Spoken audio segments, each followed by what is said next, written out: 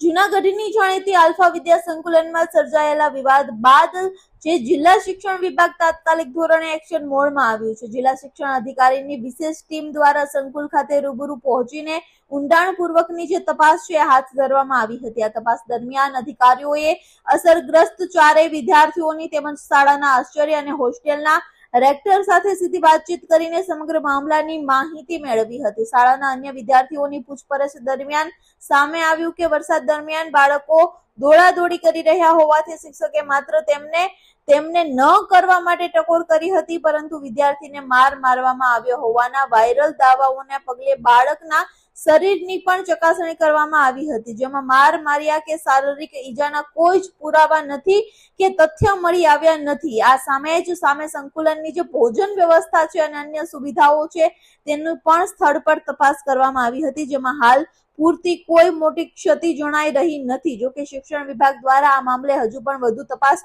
ચાલુ રાખવામાં આવી છે અને જો આગામી દિવસોમાં કોઈ પણ પ્રકારની બેદરકારી કે ખામી સામે આવશે તો કડક કાર્યવાહી કરવાની ખાતરી પણ આપી છે।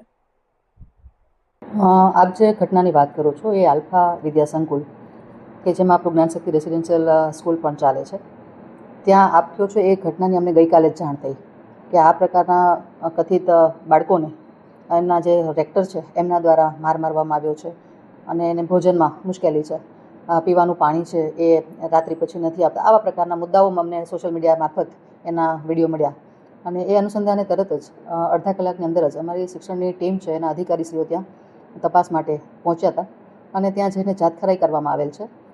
આ જે 4 વિદ્યાર્થીઓની આપ મેટર કહો છો એ 4 વિદ્યાર્થીઓને રૂબરૂ મળ્યા પણ છે। એ સિવાયના જે વિદ્યાર્થીઓ ત્યાં રેસિડન્સ કરી રહ્યા છે એમને પણ મળ્યા છે, શાળાના આચાર્ય, રેક્ટર, આ બધાના સાથે પૂછપરછ કરી છે, તમામ વિગતોની જાણકારી મેળવી છે।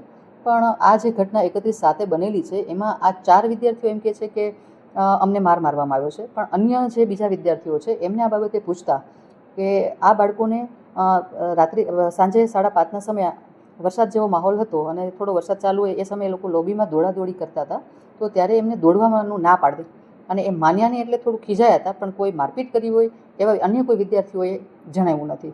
આ એક વસ્તુ। અને આ સિવાયના મુદ્દાઓ પણ એમને પૂછવામાં આવ્યા તો એમના દ્વારા એ પણ જણાવ્યું કે અમને આવી કોઈ પણ મુશ્કેલી નથી, છતાં પણ એના સીસીટીવી ફૂટેજ ચકાસવાનો એ બધી જ અમે પ્રયાસ કરેલો છે।